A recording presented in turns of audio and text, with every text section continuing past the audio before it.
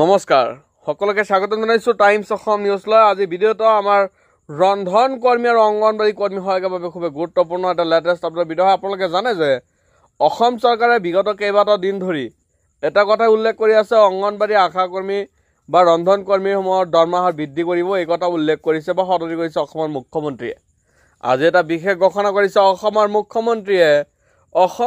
মুখ্যমন্ত্ৰীয়ে ৰন্ধন কৰ্মীৰ যি দৰমহা বা পাৰিতোষিক সেই সম্পৰ্কে বিশেষ ঘোষণা কৰিছে। আৰু আপোনালোকে ইতিমধ্যে এটা কথা ভালকৈ শুনা পাইছিলে যে NGOৰ হাতত অৰ্পণ কৰিব যি ৰন্ধনৰ দায়িত্ব বা কাম। এই কথাত স্পষ্টীকৰণ দিছে অসমৰ মুখ্যমন্ত্ৰীয়ে। সঁচাকৈ NGOৰ হাতত যাব আৰু ৰন্ধন কৰ্মীয়ে ৰন্ধনৰ যি কাম কাজ বা দায়িত্ব সেইখিনি কৰিব নালাগে। আৰু মুখ্যমন্ত্ৰী স্পষ্টকৈ কৈ দিছে যে কেৱল আপোনালোকৰ ভাত বনোৱা বা যি চব্জি বনোৱা এইবিলাক কাম কৰিব নালাগে, আপোনালোকক কেৱল বিতৰণ কৰা কাৰ্যসূচীতে আপোনালোক সহায়ক হ'ব। আৰু অসমৰ মুখ্যমন্ত্ৰী স্পষ্টীকৰণ দিছে যে ৰাজ্যৰ কোনো ৰন্ধন কৰ্মীৰ চাকৰি নাযায়, অৰ্থাৎ যি এই আঁচনি যিহেতু NGOৰ যি আঁচনি, এই আঁচনিত অন্তৰ্ভুক্ত কৰিব ৰন্ধন কৰ্মচাৰীসকলৰ যি দায়িত্ব বা NGOই যি কাম কৰিব ৰন্ধনৰ কাম, অৰ্থাৎ আপোনালোকক কেৱল মাত্ৰ আপোনালোকে সেইখিনি বস্তু পুনৰ খোৱা খাদ্যৰ পিছত ধুই মেলি গাড়ীত উঠাই দিয়াৰ ব্যৱস্থা কৰিব কৈছে। আৰু যিখিনি আপোনালোকৰ কামৰ বজা মূল কাম অৰ্থাৎ ৰন্ধনৰ যিখিনি কাম সেইখিনি কাম কৰিব নালাগে। আৰু মুখ্যমন্ত্ৰী এটা কথা স্পষ্টকৈ কৈ দিছে, কোনো ৰন্ধন কৰ্মীৰ কৰ্তন কৰা নহয় বা বঞ্চিত কৰা নহয়। যি কামত নিয়োগ হৈ আছে সেই কামতেই থাকিব, কেৱল বিতৰণৰ কাম কৰিব লাগিব ৰন্ধন কৰ্মীয়ে। আৰু এটা কথা স্পষ্টকৈ কৈ দিছে অসমৰ মুখ্যমন্ত্ৰীয়ে, 2 এদিনৰ ভিতৰতে বৃদ্ধি পাব ৰন্ধন কৰ্মীৰ দৰমহা। এই কথা সদৰি কৰে স্বয়ং অসমৰ মুখ্যমন্ত্ৰী ডক্টৰ হিমন্ত বিশ্ব শৰ্মা ডাঙৰীয়াই। সংবাদ মেলৰ আগত অসমৰ মুখ্যমন্ত্ৰী স্পষ্টকৈ কৈ দিছে যে ৰন্ধন কৰ্মীৰ দৰমহা বৃদ্ধি হ'ব, অৰ্থাৎ 1 অক্টোবৰৰ পৰা যি দৰমহা বৃদ্ধি কৰিব সেই দৰমহাৰ কথা 2 এদিনৰ ভিতৰতে ঘোষণা কৰিব অসমৰ মুখ্যমন্ত্ৰীয়ে।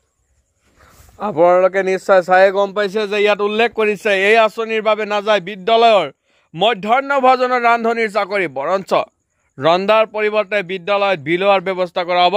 মধ্যাহ্ন ভোজনৰ ৰান্ধনিক লৈ মুখ্যমন্ত্ৰীৰ গুৰুত্বপূৰ্ণ মন্তব্য। আৰু মুখ্যমন্ত্ৰীৰ এটা মূল মন্তব্য আছিলে তেওঁৰ যে ৰন্ধন কৰ্মীৰ দৰমহা 2 এদিনৰ ভিতৰতে বৃদ্ধি পাব, অৰ্থাৎ কিমান টকা বৃদ্ধি কৰিব সেই কথা 2 এদিনৰ ভিতৰতে সদৰি কৰিব অসমৰ মুখ্যমন্ত্ৰী।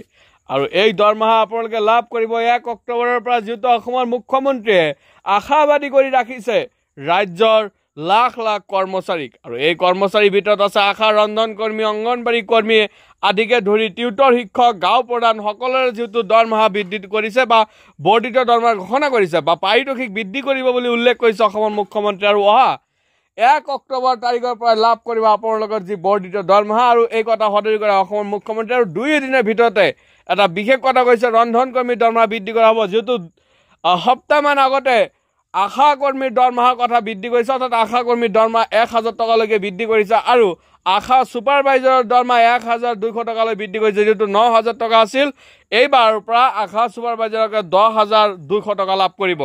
আৰু আশা কৰ্মীসকলে লাভ কৰিব 3000 টকাৰ পৰা 4000 টকা, অৰ্থাৎ 3000 টকা আগতে পাই আছিল, যিহেতু ৰাজ্য চৰকাৰে 1000 টকা দি আছিল আৰু কেন্দ্ৰীয় চৰকাৰে যিহেতু 2000 টকা দি আছিল আশা কৰ্মীক, যিহেতু তেওঁলোকৰ ইণ্টেনচিভৰ ব্যৱস্থা আছে। আৰু ইণ্টেনচিভৰ ব্যৱস্থাৰ বাবেই কিজানি অসম চৰকাৰে 1000 টকা এটা বঢ়াই দিছে। কিন্তু অংগনবাড়ী ৰন্ধন কৰ্মীৰ যিটো ইণ্টেনচিভৰ ব্যৱস্থা নাই, এই ক্ষেত্ৰত যে অসম চৰকাৰ বা কেন্দ্ৰীয় চৰকাৰে কি ব্যৱস্থা লয় সেইটো আগন্তুক সময়ত পৰিলক্ষিত হ'ব। আৰু ইতিমধ্যে যিটো অসমৰ মুখ্যমন্ত্ৰীয়ে কৈছে 1 অক্টোবৰৰ পৰা বৃদ্ধি পাব অংগনবাড়ী ৰন্ধন কৰ্মী, টিউটৰ শিক্ষক বা যিসকল কৰ্মচাৰী আছে বা যিসকল আঁচনিভুক্ত কৰ্মচাৰী আছে সেই কৰ্মচাৰীসকলৰ যি দৰমহা সেই কথা বৃদ্ধি কৰাৰ কথা উল্লেখ কৰিছে অসমৰ মুখ্যমন্ত্ৰীয়ে।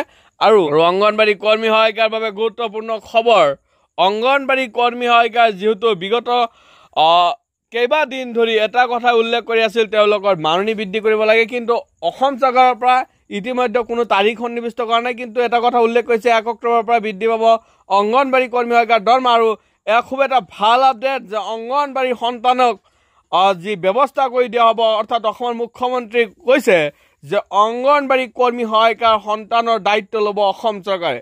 এই কথা অসমৰ মুখ্যমন্ত্ৰী উল্লেখ কৰিছে। আৰু টাইম মেৰিটৰ দৰে আগশাৰী অসমৰ নিউজ চেনেলে এই কথা সদৰি কৰে আৰু অংগনবাড়ী কৰ্মী সহায়িকা ধৰি আশা কৰ্মী ৰন্ধন কৰ্মীৰ এককালীন সাহায্যৰ ব্যৱস্থাৰ কথা উল্লেখ কৰিছে আৰু বহুতে এটা প্ৰশ্ন কৰি আছে যে অংগনবাড়ী কৰ্মী সহায়িকাৰ দৰমহা কিমান বৃদ্ধি পাব এই কথা আপোনালোকে যদি চায় ইতিমধ্যে অসম চৰকাৰে অংগনবাড়ী কৰ্মী সহায়িকা বা অসম চৰকাৰৰ যি director women and child development যি মিনিষ্ট্ৰী আছে তাৰ পৰা এটা সদৰি কৰা তথ্য অনুসৰি যে অংগনবাড়ী কৰ্মী সহায়িকাৰ যি দাবী আছিল মুখ্য দাবী সেয়া হৈছে তেওঁলোকক দৰমহা বৃদ্ধি কৰা অৰ্থাৎ মাননি বৃদ্ধি কৰা আৰু সেই সন্দৰ্ভত যি প্ৰস্তাৱ প্ৰপ'জেল দিয়া হৈছিল সেই প্ৰপ'জেল একচেপ্ট কৰিছে আৰু সেই প্ৰপ'জেলটো যি প্ৰস্তাৱ দিয়া হৈছিল আৰু সেই প্ৰস্তাৱ যিটো কাৰ্যকৰী কৰাৰ কথা কোৱা আছিল অসম চৰকাৰলৈ যিটো প্ৰেৰণ কৰিছিল অসম চৰকাৰে সেয়া আগন্তুক সময়ত কাৰ্যকৰী কৰে নে নাই সেয়া হ'ব পৰিলক্ষিত কিন্তু যে যিমানখিনিলৈকে দেখা গৈছে যে আশা কৰ্মীৰ ক্ষেত্ৰত মাত্ৰ 1000 টকাই বৃদ্ধি কৰিছে আগন্তুক সময়ত পৰিলক্ষিত হ'ব